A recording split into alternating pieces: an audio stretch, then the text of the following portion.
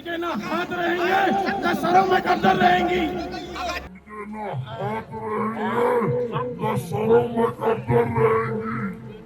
ये जो सैकड़ों की भीड़ के सामने हाथ काटने और गर्दन काटने की बातें की जा रही हैं, ये किसी एक्शन फिल्म के सेट पर दिए जाने वाले डायलॉग नहीं बल्कि हकीकत है। और हकीकत में ये धमकी दी जा रही है दमोह के एक थाने में खड़े होकर। ये धमकी दी जा रही है मुस्लिम भीड़ के द्वारा थाने की उस बाउंड्री के बाहर रहने वाले हिंदू समाज को, जो हिंदू समाज केवल और केवल शांति से रहना चाहता है। ये धमकी दी जा रही है खाकी पहने उन पुलिस वालों के सामने जिन पुलिस वालों पर जिम्मेदारी है समाज में शांति और सद्भाव बनाए रखने की। लेकिन उन्हीं पुलिस वालों के सामने दमोह के हिंदू समाज के गर्दन काटने और हाथ काटने की बातें की जा रही हैं। नमस्कार, मेरा नाम है अंकित। आप देखना शुरू कर चुके हैं आयुध।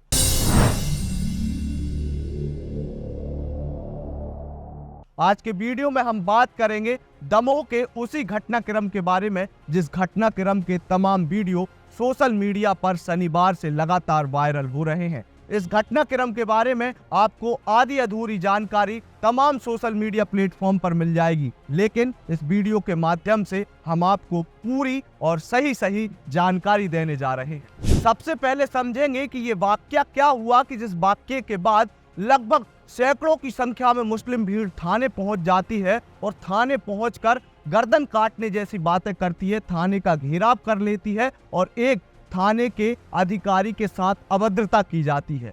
इस घटनाक्रम के पीछे कोई बड़ा हंगामा नहीं बल्कि एक मामूली सा वाकया है। वो वाकया शनिवार की देर शाम को जेल मस्जिद के पास घटित हुआ। दरअसल हुआ ये था कि 4 युवकों का मस्जिद के ही मार्केट में दुकान संचालित करने वाले एक टेलर के साथ विवाद हो गया और विवाद बढ़ने लगा। तो कहा जा रहा है कि विवाद को बढ़ते देख मस्जिद के पेश इमाम हाफिज रिजवान खान मौके पर पहुंचे और उनसे कथित तौर पर इन युवकों ने अभद्रता कर दी।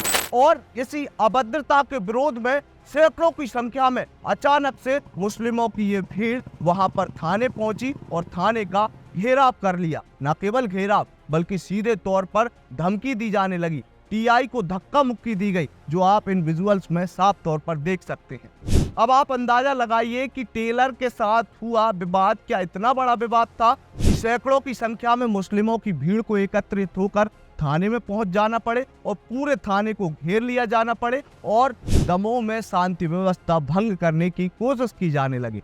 जी नहीं, ऐसा बिल्कुल भी नहीं है। अगर इसकी हकीकत जाननी है तो हमें पन्नों को पलटना पड़ेगा, तारीखों में पीछे जाना पड़ेगा। और उन तारीखों में पीछे ले जाने का कारण बता रहा हूं मैं इस ट्वीट को। ये ट्वीट किसी और ने नहीं बल्कि एनसीपीसीआर के चेयरमैन प्रियंक कानूनगो ने किया है। यही नहीं, एक और सामाजिक कार्यकर्ता, सामाजिक संगठन है LRO, जिसने अब से कई समय पहले से लगातार दमोह के तमाम घटनाक्रमों पर नजर बना के रखी है।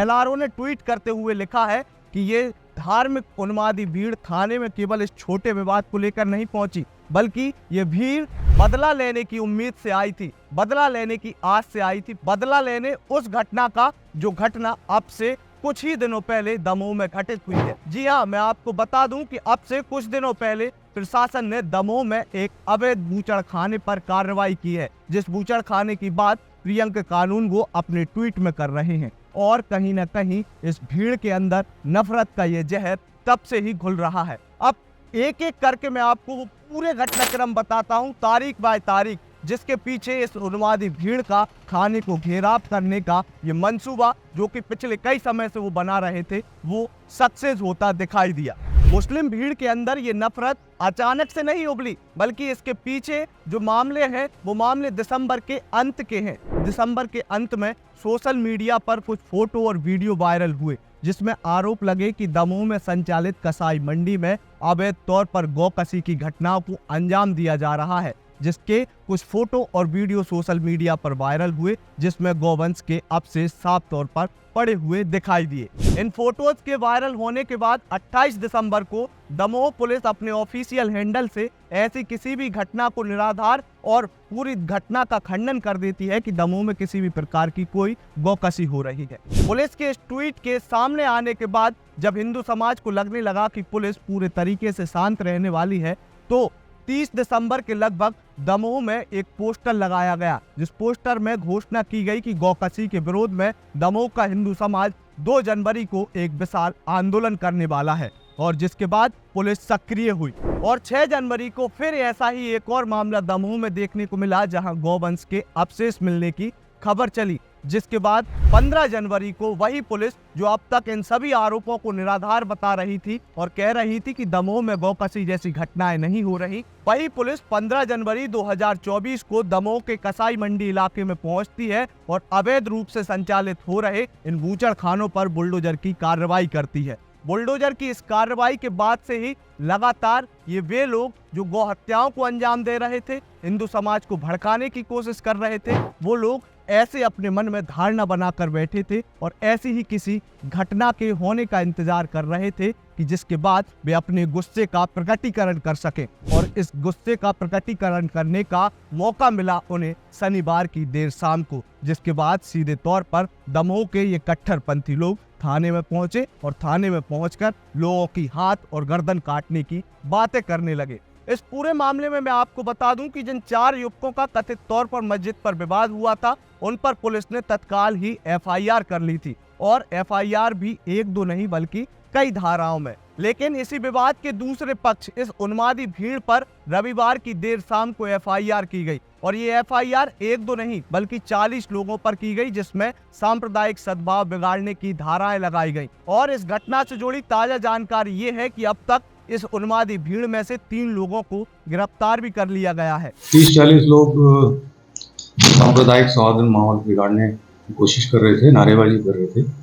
उन 30-40 अज्ञात लोगों के खिलाफ थाना कोतवाली में अपराध पंजीबद्ध किया गया है और शीघ्र ही उन्हें चिन्हित करके उनकी गिरफ्तारी सुनिश्चित। वहीं इस मामले में मध्य प्रदेश के मुख्यमंत्री डॉक्टर मोहन यादव भी एक्टिव हुए हैं। उन्होंने ट्वीट किया है कि मध्य प्रदेश की शांति व्यवस्था को किसी भी प्रकार से भंग नहीं होने दिया जाएगा और दमोह की इस उन्मादी भीड़ पर सख्त से सख्त कार्रवाई की जाएगी। अब देखना ये होगा कि खुद सीएम मोहन यादव के एक्टिव होने के बाद क्या दमोह की पुलिस इन कट्टरपंथियों पर कोई बड़ी कार्रवाई करती है, या फिर इस मामले को भी अन्य मामलों की तरह ठंडे बस्ते में डाल दिया जाता है। इस मामले से जुड़ी हुई हर ताजा अपडेट सबसे पहले हम आप तक पहुंचाएंगे।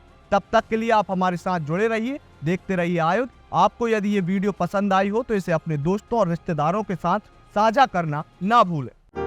लगातार जुड़े रहने के लिए आयुध को सब्सक्राइब जरूर करें।